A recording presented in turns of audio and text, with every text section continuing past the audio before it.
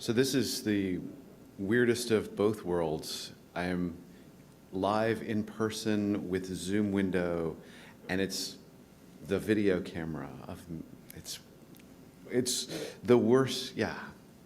I hope everyone is enjoying the conference so far. I hope you've had a good lunch. Yay. Shout out to our friends at the Charleston Conference for organizing everything. Thank you all for joining us. My name is Todd Carpenter. I'm the Executive Director of NISO, and I'm the moderator of this panel. We are going to be talking about usage statistics, particularly for monographs, open access monographs in particular. We have a great panel of speakers today. Kicking us off will be Lorraine Estelle, who is Project Director at COUNTER.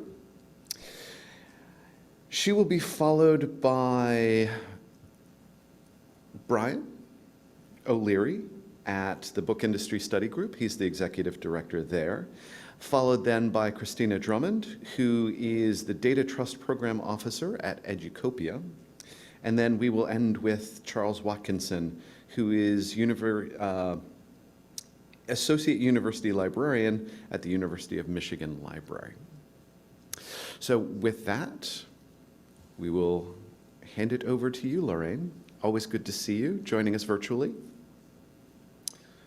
Thank you, Todd. Let's hope this all works. Can you see the slides? Yes, let's see if I can make that bigger on the screen here. You drive. Okay, thank you. Brilliant. Well, I am the virtual person today. I wish I was with you in person, but anyway, very honoured to be part of this discussion today. And I'm going to be talking to you about COUNTER and usage statistics and open access. So let's kick off and look at a typical COUNTER Release 5 report. I guess a lot of you are familiar with these, but perhaps not everyone is. So this is the report which content providers provide to institutions. And the title report includes both book usage and journal usage.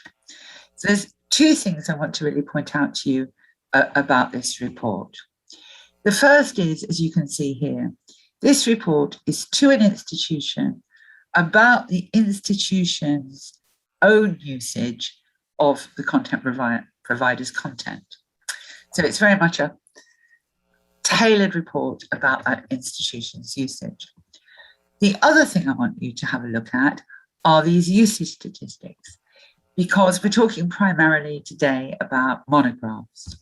And you'll see in this sort of typical report that if you look at journal usage and compare it with book usage always seems to be a lot lower.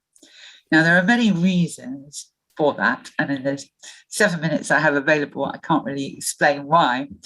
But I would just like to give a health warning that when you are looking at usage statistics and you're looking at usage statistics, particularly of monographs, you really have to take them in context and really bear in mind that low usage does not necessarily mean low impact. So anyway, moving on. I'm going to talk to you about some consultation that we have done, some adaptations to the COUNTER Code of Practice already, and more on the way. And the drivers for all this work around COUNTER and open access have a number of drivers. One is that there are more open access books and more open access articles, and people are increasingly interested in the usage of open access content. The more open access content there is, however, the more unattributed usage we get. Because content is open, if people are working from home, like this lady in the picture, they don't necessarily want to authenticate. They're outside the institutional IP range. So they will access open access content, but the content provider doesn't know where they're coming from, so can't tell their institution that usage was related to them. And particularly in the pandemic, of course, more people working from home, this is a growing issue, and the amount of unattributed usage has really skyrocketed. The other driver for this, and we'll hear a bit more about this later on, are the projects that are going on in this space. The OA eBook Usage Data Trust has done so much work in this area. And other organisations, for example, Knowledge Unlatched is doing a project with geolocation data reporting. So there is clearly a demand for more information about open access usage.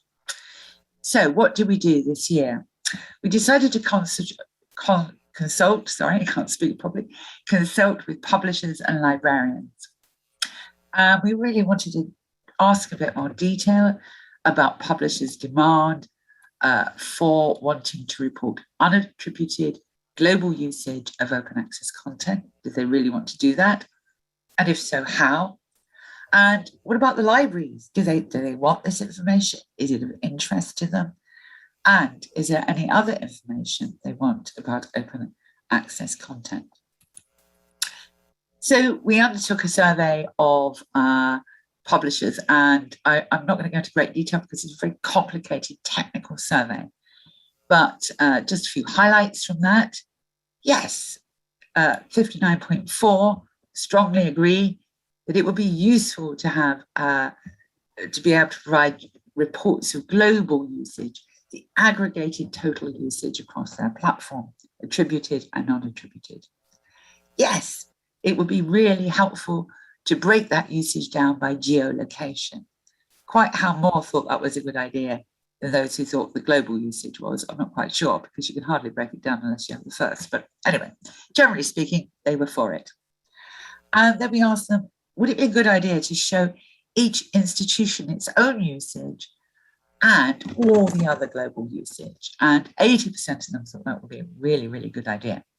So, quite an appetite there from publishers and vendors to showcase all this other usage of open access content that currently isn't reported at all. There were some concerns and caveats, particularly around the geolocation reporting, because that isn't straightforward and it can be a bit variable. So there are issues there. And there's also issues about the legal and ethical concerns around privacy. And that perhaps is more of an issue if you get down to the geolocation reporting, because you could identify an institution. I have a feeling that although people want this type of, publishers and vendors want this type of reporting, it should be an optional counter thing rather than a mandatory thing. So publishers want to report all usage, attributed and non-attributed across the globe.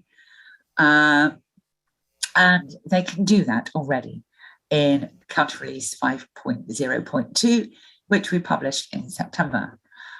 We're also working on Release 5.1, so there'll be more functionality there for this type of reporting.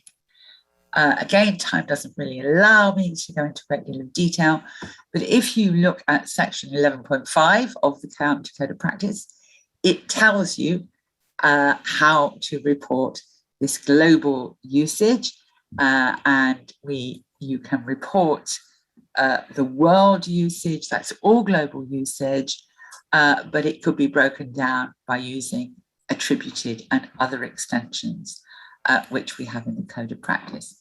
And you will see here, you can also do country and so on. So that is already there in the Counter Code of Practice, and we will be creating a foundation class online tutorial to talk you through how to do it. So in addition to our consultation with librarians, with publishers, I should say, we also wanted to ask librarians what they think about all this. No point in publishers and vendors creating these reports if the library community don't want them. So we run 2 focus groups and we had attendance from around the world. It was really, really great. And there was unanimous agreement that this global usage would be really, really valuable to libraries. They are interested in it. They very much understood the issues around geolocation, but nonetheless thought that would be quite useful information for them. But the thing that they were really clear about was that they want to know about the usage of the articles and the books that they have paid to make OA. And that usage information, the aggregated usage of the content they have funded to make open access, would be really useful for demonstrating the impact and the return on investment. So quite a strong message from those librarians. Is it possible to do that? Well, yes, it is.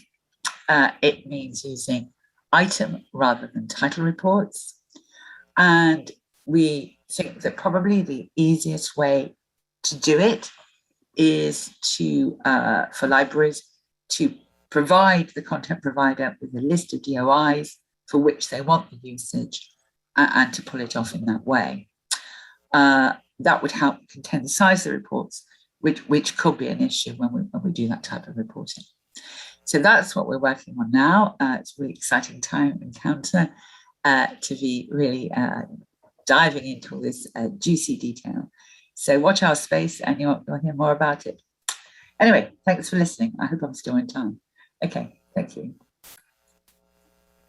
Oh, sorry. Oh, I've said that anyway. Yeah, that's what we're doing. More consultation as well. Thanks very much. Bye.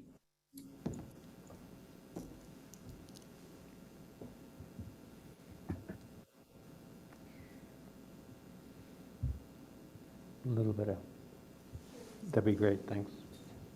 And while we're setting up, I just want to thank Lorraine for extending her day quite a bit for us. It's already well into the evening in the UK.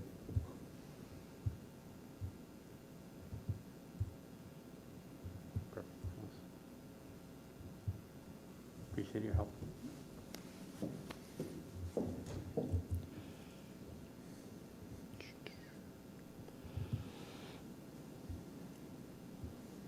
Oops, I don't want to go that far. So I wanted to do three things today. Talk about what is Onyx for books very briefly, then to spend some time talking about what we've learned about the value of Onyx for books, particularly in our project with respect to open access. And then the last piece, talk about what might be next. So Onyx for books, if you're not familiar with it, is short for Online Information Exchange for Books. It's a standard for communicating metadata from publishers to other entities across the supply chain.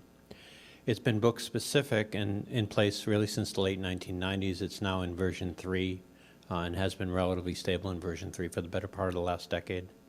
It's maintained by an organization in the UK, Editor, that also has responsibility for some other standards like THEMA, as well as managing the ISNI. There's essentially the secretariat for ISNI. The metadata in Onyx is typically created by publishers and then received and maintained by recipients, and that can include aggregators and libraries.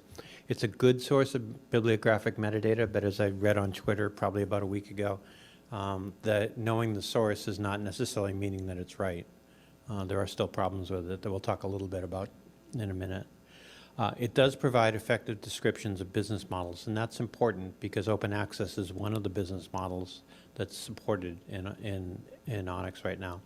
And it can be updated when changes occur, but that comes with a caveat as well, which is that the supply chain in general is not set up to readily absorb and update any changes that are given to it. So the thing that makes Onyx useful for open access, the first is that it's really been built into Onyx for quite some time, and Onyx 3 in particular. It definitely wants to stay there, doesn't it? Onyx in particular has, Onyx 3 is supported in full since the early 2010s. There's actually a note on usage that was first written, I want to correct this, it was in 2014 and updated in 2015. And that note was, it's a pretty good 3 or 4 pages application note that explains exactly how open access is supported. More broadly, it's an effective way to communicate the business models you're using to disseminate works. Using Onyx in the context of open access, you can credit funding bodies, you can provide a link to an open access license, including delayed OA, meaning that if something is released but not yet made available in OA, you can build it into Onyx statements to be able to say, at this time, at this date, it will be released as open access. You can also provide a textual open access statement and a flag that will give more information to recipients as to both the nature of the open access as well as when it will be available. The nice thing about Onyx 2 being an XML-based standard, it is extensible as open access models evolve, and I think they will. I think that's pretty clear from our work. So too does Onyx, and that happens both through Editor itself as well as through national groups. In the U.S. market, the Book Industry Study Group is the national group that reports to Onyx, but virtually anybody in any market can submit something to Editor and have them consider it. And this is the kind of the findings, it's only as good as used in practice. So there are opportunities for us to make Onyx more effective for open access. The best practices truly are guidelines, but the standards are not fully standard. And if Todd were standing next to me, he'd be whispering in my ear saying, well, you knew that already. Publisher use of Onyx is not consistent. There's a big difference between an unpriced item, which is how an open access work should be described, versus the price of zero, which creates a lot of problems across the supply chain when you're sending metadata. Recipient parsing of publisher files can be really complicated and inconsistent. It's tied in many cases to the systems that are in place at those recipients, and so changes in Onyx aren't necessarily always or immediately supported down throughout the supply chain. There's an issue that dates back much further than anything with respect to open access, but updates are not processed on a timely basis by all recipients, and some recipients process updates generously described as sparingly, meaning that you can give them information, you may change things, but it may not appear and it may not be acted upon. And there could be better use of standard identifiers, including an Onyx, ORCID, ISNI, ISBN. In general, can help disambiguate authors and works, but the publisher use of particularly ORCID and ISNI is really just growing now, at least in the sense of Onyx.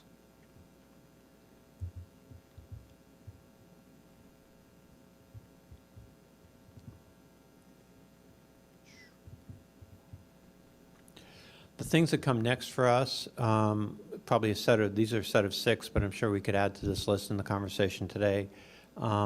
We are planning a report on metadata strengths and limitations. That's part of our overall reporting coming out of the project that I'm part of. We think continued conversations with the right organizations, Editor and NISO, are really good examples of it, can advance the discussion. A push for the use of ORCID and ISNI and Onyx records. We think greater awareness of Onyx support for open access models. It's really in place and it does a pretty good job. It could do better, but greater use of it would be really great. Potential benefits of Onyx for Books block structure. There is actually a component of how Onyx was built where you can, rather than send the entire feed a second or third or a fourth time, you can send the components that are being updated, which really cuts down on the data work required on the recipient's end. And then in general, and we've done some work with this with respect to the supply chain, efforts to create more standard handoffs across the metadata ecosystem. That's an ongoing effort that I think you see organizations like BISG, NISO, and as well as Editor constantly working on, but I think it will help kind of reduce the friction that you see throughout. So with that, thank you for your time and hand it over to Christina.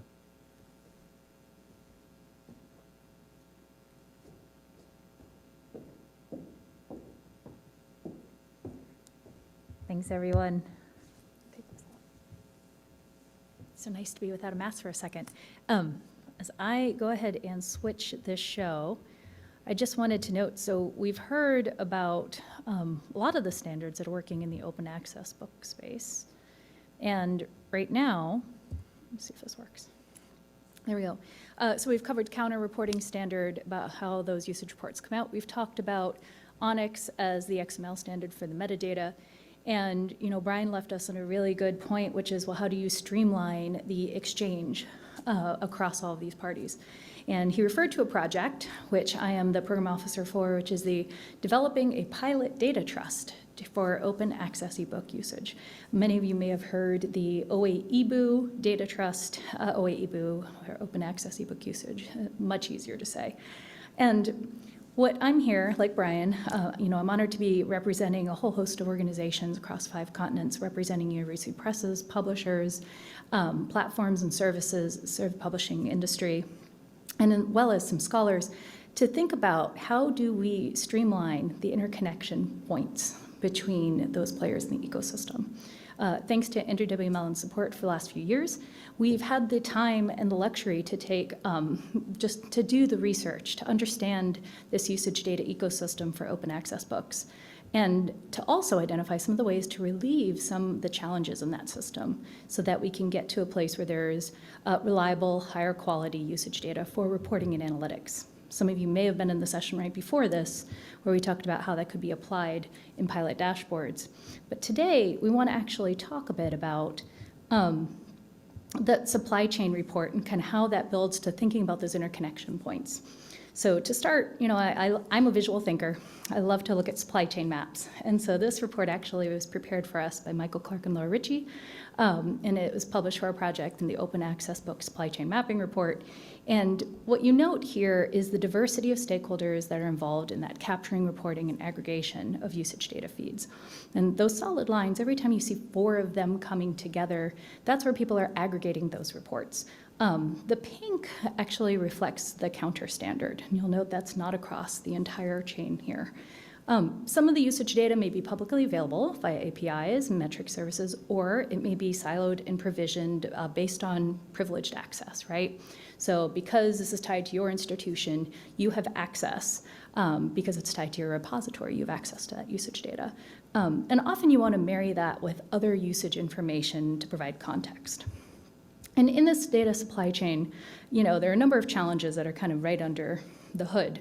One is that the difference in organizational capacity, and Brian mentioned this briefly, but if you think about the expertise that's required to interpret the usage data, to pull it together, and to understand when you can combine and cannot combine this data, that takes time and resources just to do that data curation and management. And in addition, you have to know and understand how to work with these data flows, especially when they may not be interoperable, and they have to sit side by side. So in our project, we encountered a number of organizations that didn't have the capacity to adopt the COUNTER standard. And so therefore, they were looking at just using Google Web Analytics as a proxy. If you're in this world where you need to pull all this data together, how do you manage those issues? And it's important to note that not all of the usage data can be made fully open for downstream kind of data use because of those ethical issues around data reuse and concerns over competition, antitrust, especially when what you're asking is for publishers to share information about different books, platforms to share information with each other.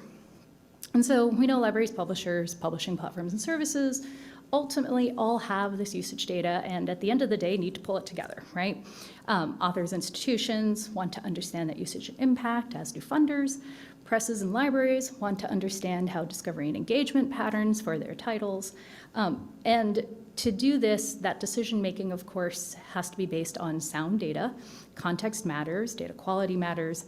And I'll also note that the ability to pull together and confidently pull together data from not only those privileged sources, but also the open sources is important, but it's also time-consuming. This aggregation, linking, and benchmarking, perhaps one day, if we can find a way to pull all this together, does raise a number of issues that still need to be figured out.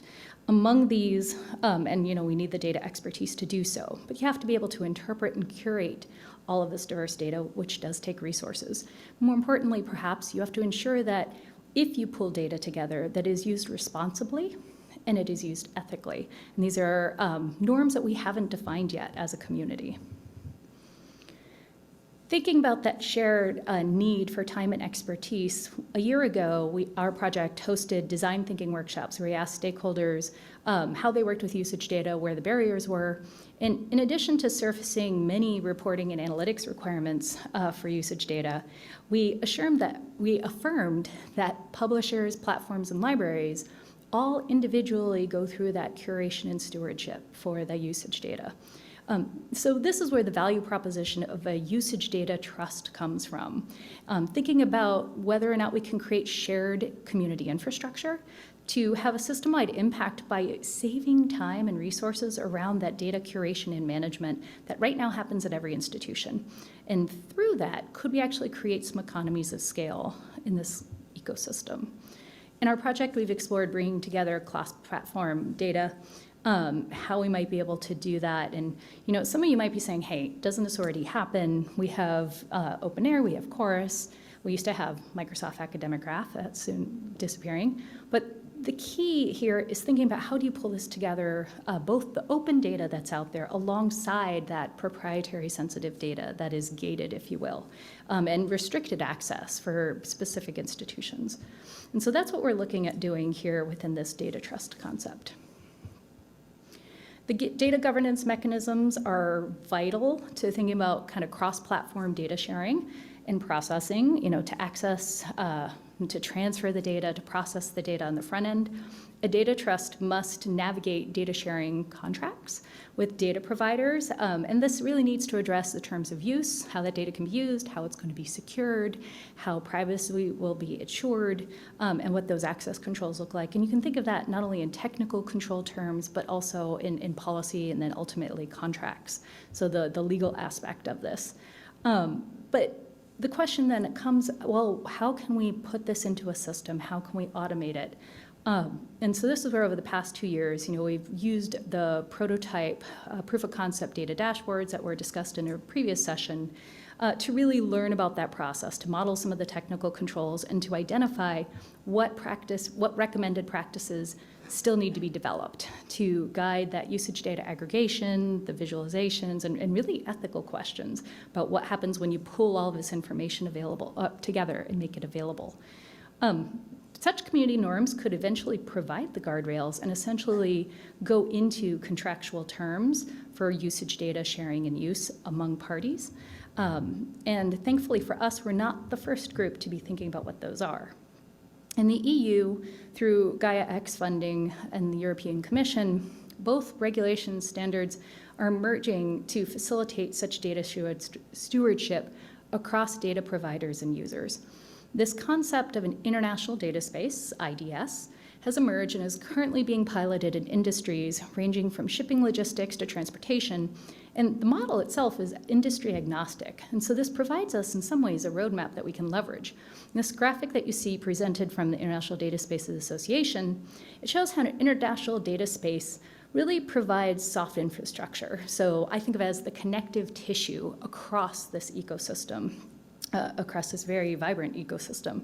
And it's not so much that we're building technical infrastructure as much as we are putting in place legal agreements, strategic partnerships, and community norms between the types of organizations that play very specific roles. We can all think of who provides persistent identities, who those identity providers are, who these key data brokers are, who provides those key vocabulary and the metadata we've just been discussing. Each of those are very specific roles, and what we need as an ecosystem is how can we streamline the interactions between all of those players so that if you're a provider of usage data or a user of usage data, it is much easier and you have a shared resource to look to. I should note there is an IDS reference architecture model that's in its 3rd version. It's about 4 years old, so we're kind of building on some work that's already been well-funded and kind of progressed before us. And just as a footnote, the key of the IDS model is we're not building a system to replace others, but it's really that connectivity between those platforms, services, data providers, and data users, all to streamline data stewardship and the data exchange. So that connective tissue really provides a support and structure between stakeholders in these data ecosystems. So if we think of the usage data ecosystem, the question then becomes, how do we put in place these agreements and standards between the players so that we can streamline those operations so that ultimately it is easier for downstream data users to innovate and to work with the data and address those data quality issues directly upstream with the data providers. So we'd mentioned this project, the Oebu Data Trust, and what has happened over the last half of the year is that we've been planning what's next. And we're about to launch into another 3-year project phase. We're actively looking for partners that want to work on this IDS model concept with us to streamline that exchange and aggregation of open access ebook usage data processes kind of at the ecosystem level. So we're going to be building upon this model here that you see that was actually created by members of our advisory board, and we hope to do that in partnership with a number of you in the data ecosystem. The hope is that by 2025, we'll have a data trust that can streamline and make more efficient that access to cross-platform usage data feeds and potentially explore whether or not we can create benchmarks of some sort if we can handle some of the issues around data interoperability.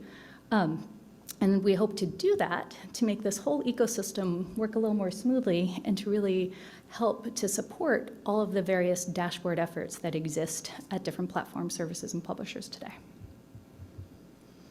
So with that, I'm going to hand it off to Charles to close us off. And if anyone has questions, please come find me afterwards. Thank you.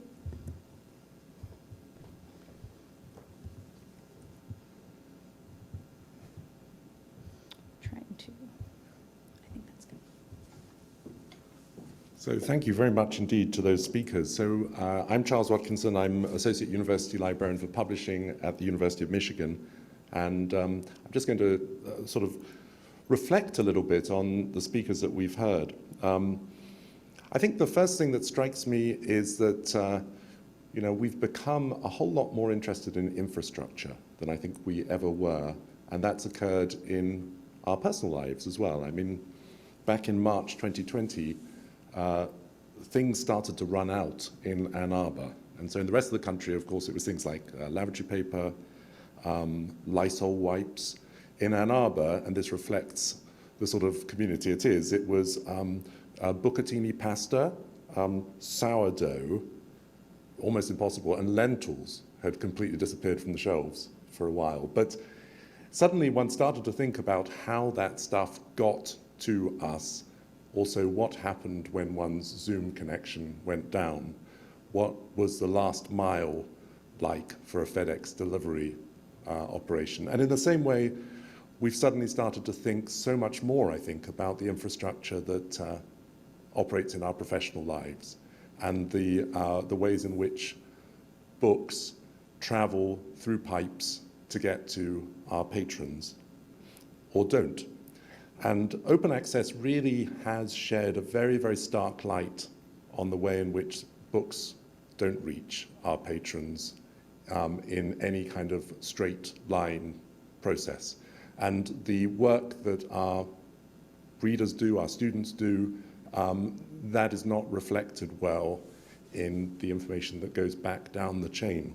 So my first point, I think, is infrastructure. I mean, this is quite highly technical stuff, but it matters for all of us. And it's, I think we're very lucky to have leaders in the community like NISO, like BISG, and thinkers like Christina and Lorraine and Brian and Todd to sort of really make sense of it for us. So just a few observations, none of them original, but the first one is bigger better?